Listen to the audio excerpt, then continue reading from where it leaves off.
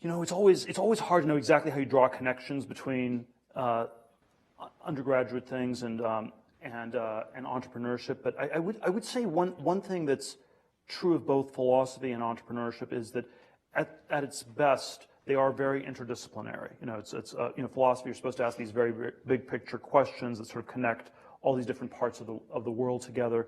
And as an entrepreneur, you have to do both. You both want to get the details of a product you're building right, but then it is interdisciplinary in that it's, you know, it's a detailed product, it's hiring people, it's the market, it's what are other companies doing, where's the world as a whole going, and the good entrepreneurs somehow are able to combine this sort of micro all the way up to this macro perspective. And I think one of the challenges in most academic settings is that people end up specializing.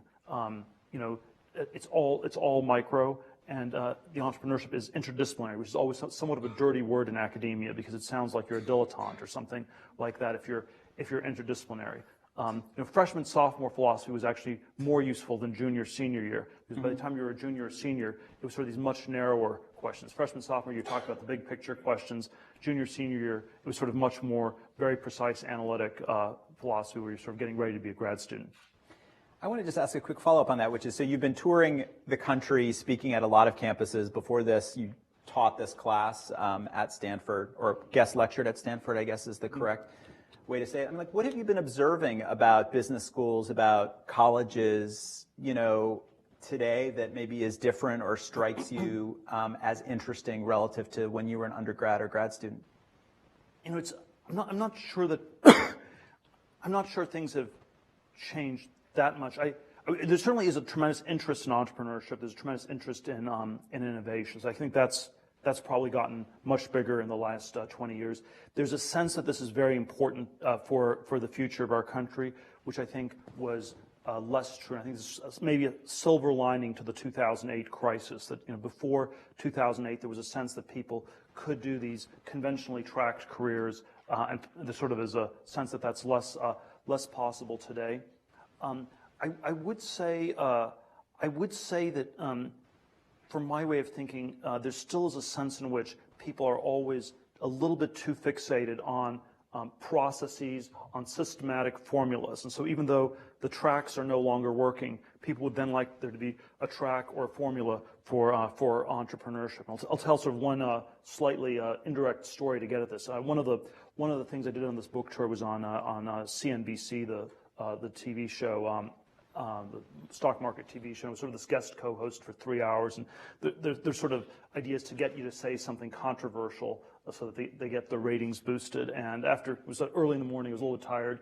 After 3 hours, they sort of, you know, we started talking about Twitter. It was like terribly mismanaged company, and probably a lot of pot smoking going on there.